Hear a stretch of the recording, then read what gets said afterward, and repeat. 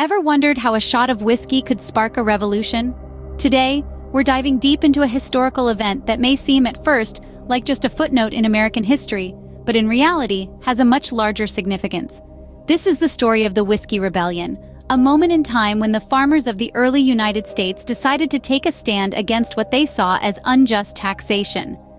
In the late 18th century, the newly formed United States was struggling to find its feet. The government, under the leadership of George Washington, was grappling with a staggering national debt, a remnant from the Revolutionary War. To address this financial crisis, the government introduced a tax on distilled spirits, a commodity primarily produced by farmers. The tax, proposed by the then Secretary of the Treasury, Alexander Hamilton, wasn't merely a financial measure. It was a test of the federal government's power to impose and enforce taxes on its citizens. However, the farmers, who relied on the sale of whiskey for a significant portion of their income, saw this tax as a direct attack on their livelihoods. The discontent was widespread. Farmers across the country felt the pinch of this tax, but the resentment was most palpable in the western regions of Pennsylvania. Here, the farmers were not just angry, they were ready to fight. Whiskey, you see, wasn't just a drink for these farmers. It was a form of currency, a way of life.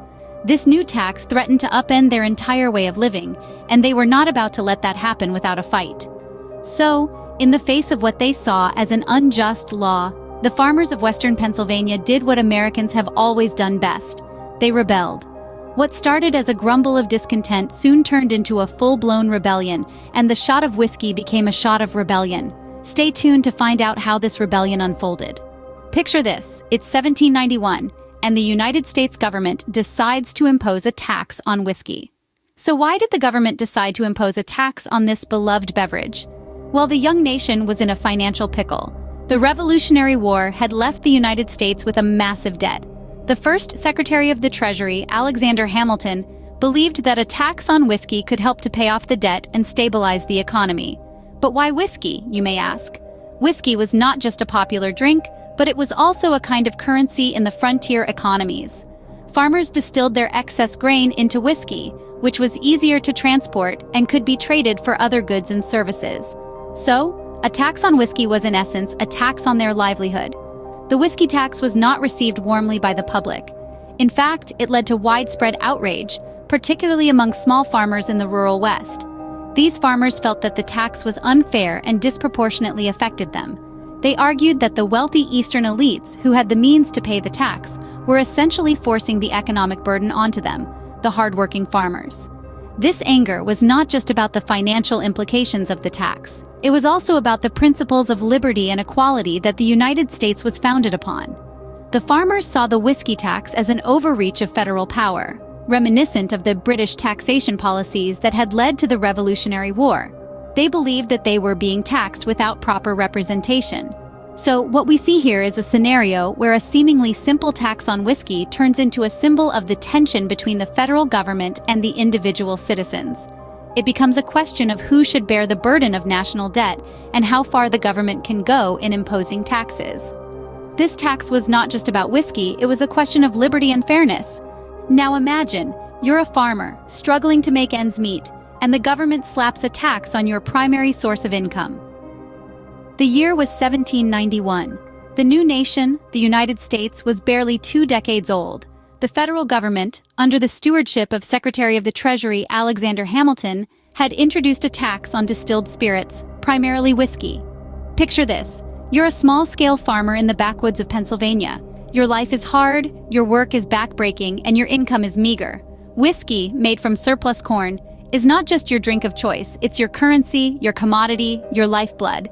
And now, it's under attack. Tensions started to rise. The tax was seen as another burden on the backs of the already struggling farmers. The whispers of discontent grew into open protests.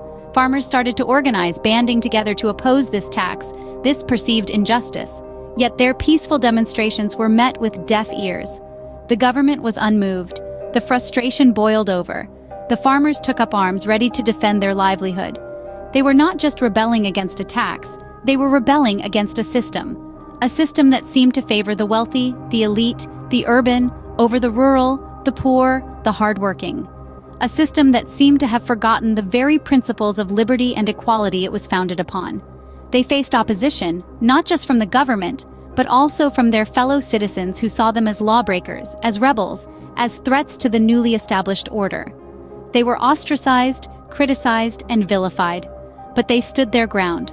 They had a cause, they had a purpose, they had a belief. They believed in a fair system, a system that respected their rights, their work, their contributions. They believed in a government that was of the people, by the people, and for the people. They believed in the American dream, a dream that was slowly slipping away under the weight of this unjust tax. The farmers were not just fighting against a tax, they were fighting against a system that they believed was unjust. The rebellion reached its peak in 1794. This was a year of upheaval, a year where the weight of discontent pushed the farmers to the brink. Their frustration and anger would culminate in the March on Pittsburgh, a powerful statement that echoed their refusal to yield to the whiskey tax. By the summer of 1794, the whispers of revolt had turned into a roar, and the farmers decided to take action. They assembled an estimated 7,000 men, a force to be reckoned with, and set their sights on Pittsburgh. This was not just a march, it was a symbol of defiance, a show of strength against what they perceived to be an unjust tax. Even as the farmers marched on Pittsburgh, the federal government was not idle. President George Washington, understanding the gravity of the situation, made a move that was unprecedented in the young nation's history. He invoked the Militia Act of 1792, calling forth the militia from several states. An intimidating force of roughly 13,000 men was assembled, led by none other than Washington himself and his trusted aide, Alexander Hamilton. It's important to note that the federal response was not just about quelling a rebellion. It was a statement, a demonstration of the federal government's power and its commitment to uphold the law. This was a defining moment, a test of the strength of the nation's newly established constitutional system. The March on Pittsburgh did not result in the violent confrontation many had feared. Instead, the farmers dispersed upon hearing of the approaching federal troops. This marked the end of the Whiskey Rebellion, but the story does not end here. The rebellion may have been quelled, but its impact was far from over. The events of 1794 had shaken the nation, and the echoes of this rebellion would continue to resonate in the years to come. The Whiskey Rebellion was not just a protest against a tax. It was a testament to the strength of the American spirit, a spirit that refuses to be quelled, refuses to be silenced. The rebellion may have ended, but its impact was far from over. While the Whiskey Rebellion was ultimately suppressed, it left a lasting mark on the nation. In the aftermath of the uprising, the federal government's swift and decisive action sent a strong message across the young nation. It underscored the authority of the federal government and its ability to enforce laws even in the face of organized opposition. This set a precedent for how the government would handle similar uprisings in the future, establishing a balance between public dissent and law enforcement. The rebellion also sparked a significant shift in American politics.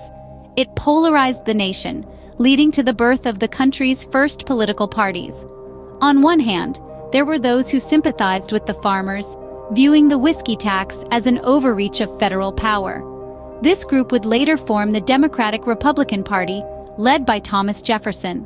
On the other hand, there were those who supported the federal government's actions, believing in a strong centralized authority. This faction, led by Alexander Hamilton, would evolve into the Federalist Party. The Whiskey Rebellion's legacy is also evident in how it shaped the nation's view on taxation. The rebellion highlighted the delicate balance between taxation and public acceptance. It sparked a debate on the fairness of indirect taxes and the government's role in economic affairs. This discussion continues to reverberate in American tax policy discussions even today. Moreover, the Whiskey Rebellion also served as a reminder of the power of the people. Despite the rebellion's suppression, the farmers' resistance demonstrated that the collective voice of the people could not be easily silenced. This spirit of resistance and the ability to question authority have since become integral to the American identity.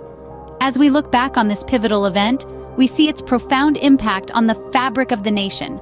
From shaping political parties to influencing tax policies and reinforcing the power of the people, the Whiskey Rebellion left an indelible imprint on American history. The Whiskey Rebellion, a testament to the power of the people and a defining moment in American history.